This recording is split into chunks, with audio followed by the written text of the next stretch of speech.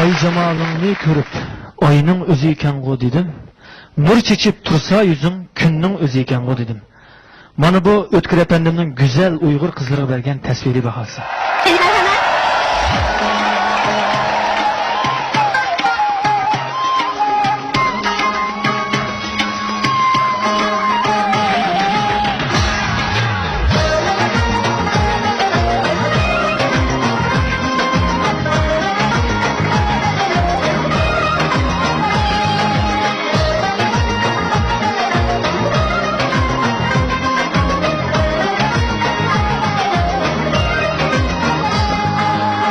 Şimen dokmalsın çaç, benim kızıdır oy oy. Gözün üstü çıraylı, ayrı özüdür oy oy. Çok yürekle ot salgan, şiirin sözüdür oy oy.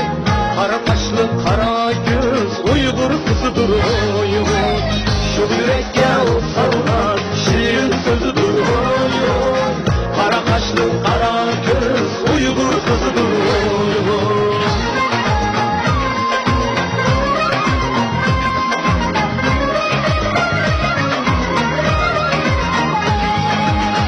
Aynı güzel kızdaydı, Uygur kızı da yetmeydi.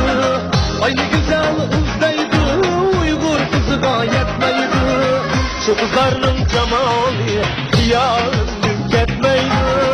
Kara kaşlı ayırdı, Uygur kızıdır oy oy.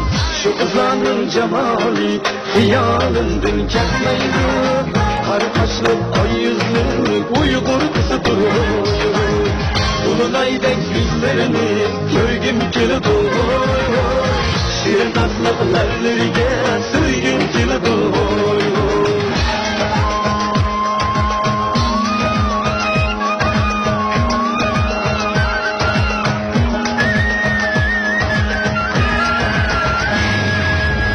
Aynı güzel uzdaydı, Uygur kızı da yetmeydi. Aynı güzel uzdaydı, Uygur kızı da yetmeydi. Şu kızlarının cemali, hiyalın yetmeydi. Kara kaşlı ayırdı, Uygur kızıdır oy oy.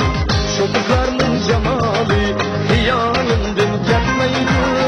Kara kaşlı ayırdı, Uygur kızıdır oy oy. Dolunay'dek yüzlerini görgüm kilidi oy oy. Şirin tatlı ellerine sığgım kilidi oy oy.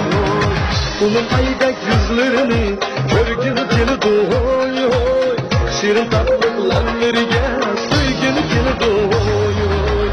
Dolunay'dek yüzlerini görgüm kilidi oy oy. Şirin tatlı ellerine sığgım kilidi oy oy.